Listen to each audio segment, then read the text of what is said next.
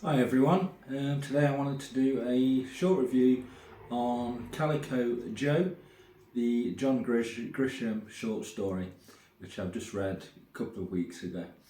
Um, not a very long book, about 200 pages. You can get this one rattled off in a couple of days, which is always nice. And Calico Joe, it's the story of a baseball player called Joe from a small town called Calico Rock, and another baseball player called Stanley Warren. Stanley Warren is a pitcher for the New York Mets, a kind of established player coming to the end of his career, and Joe Castle, who is known as Calico Joe, is actually called Joe Castle. He is the kind of new hotshot batter, just kind of fresh on the scene, and everyone, as soon as he makes his debut for his team, the Cubs, he breaks all kinds of records. He's kind of hitting home runs in every single game, and the whole of baseball is abuzz about this fantastic young player who, like I said, he breaks all the records kind of for the first few games of the season that he plays. Now, the story is told through the eyes of the son of Warren Stanley, whose name is Paul, and it kind of bounces around from the present, where Paul is a grown-up adult, and to when he was a child, who idolised this player, Joe Castle. So as a child, Paul lived with his mother and his father, and like I say, his father is this pitcher for the Mets, and Paul is really into baseball. He kind of follows all his father's games, and he has a scrapbook and he cuts out all the kind of newspaper reports. But when Joe makes his debut and kind of does really well, Joe is Paul's favourite player. Okay, so and these two players, they kind of, they're going to come together. They're going to kind of play against each other in one game, and that's kind of what transpires. So Paul's kind of family life is not the happiest because his father Warren is kind of like he's just kind of obsessed with baseball. It's all he thinks about. He's kind of really into his career, and kind of after the games he'll kind of go out drinking.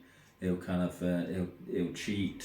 He'll go out kind of womanizing, and he might come back like a few days later.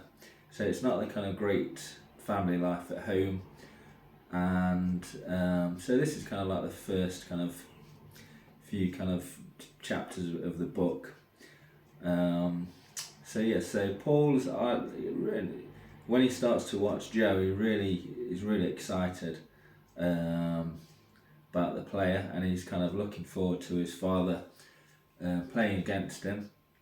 And his father actually kind of teaches. He sometimes takes his son Paul to kind of teach him how to play, but he's kind of a really kind of overbearing, kind of very negative sort of person. He's always he shouts at his son, and he's got this kind of big thing that if you're a pitcher and the batsman kind of ever disrespects you in any way, in his rules, how you play the game, you have to inflict some pain on that batsman by hurling the ball at him, to kind of teach him a lesson, to kind of say, hey, you better not disrespect me if you hit a home run or anything like that. At one point in the book, he admonishes his son for not doing this against the kind of other little boy, and he actually, I think he slaps him around the face. So he beats his son for kind of not following these old school rules that he kind of always played by. So kind of this is it. So And so yeah, you kind of having the Paul telling the story of kind of his childhood when he looked up to his father to some extent, and he really kind of idolised this kind of Joe Castle kind of player. And what actually transpires is they have a game. The Cubs play the Mets, so that's the two respective teams of the players, and his father. You kind of get the impression in later life that there's kind of something's kind of gone wrong, and his father's kind of you find out he's kind of a despised figure, and you're thinking, okay, what's caused this? What's caused this? And as the story kind of reveals itself, they play a game together. So they play this game, the Cubs versus the Mets, and Joe. This is the kind of big thing. This is the main kind of story. Joe comes to bat, hits a home run against Stanley Warren, who's a pitcher, and he kind of doesn't celebrate over the top. It does a kind of a fist bump or something really minor. But this gets up the nose of Warren Stanley. He doesn't like this one little bit, and his son Paul's watching this game. I think it's like Shea Stadium, and he kind of knows what's going to happen. He knows his father is going to kind of do something terrible, and his father pitches a fastball, and it hits this Joe Castle, hits him right in the eye on purpose, drops him, and he's rushed to hospital, and he's out of the game, and his father kind of did this on purpose, and he's kind of satisfied. He's pleased, and there's a big uproar in the stadium. Everyone kind of goes wild, and his son's kind of like distraught basically because he knows his father did this horrible act on purpose. Now, then what happens is you kind of follow this attack ends Joe's career. He's in hospital. I think he's in a coma. And he's never the same again. He does not come back. He doesn't play another game, and it's kind of like this kind of fantastic player has his kind of career snuffed out by this kind of horrible pitcher, and this kind of defines both men basically.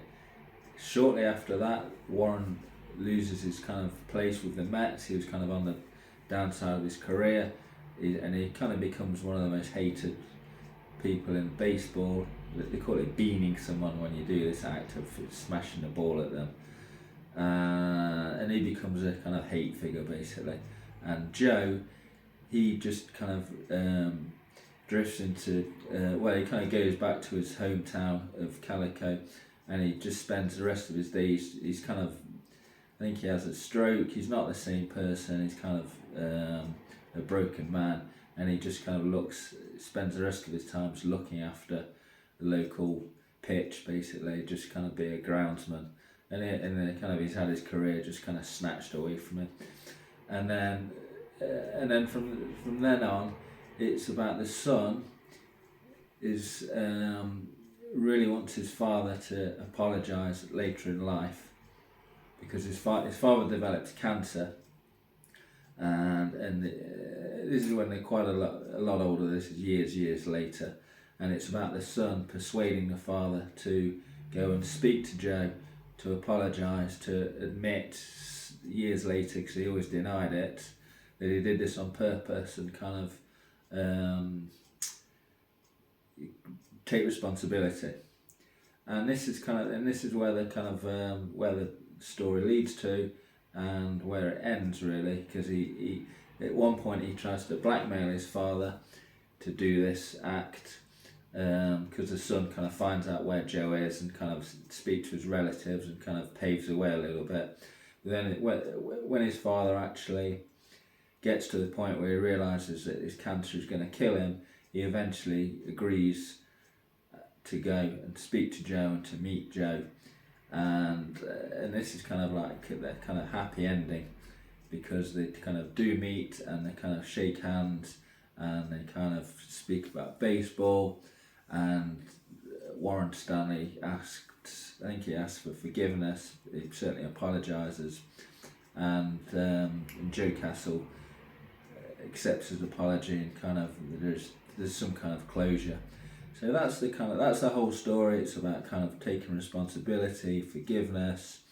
Like I say, you have the family life of the player. You have the son who idolises both players to some extent, and I would say it's a good read. It's not my favourite John Grisham book. I am a fan of the author, but it's very good, nice, short, succinct story.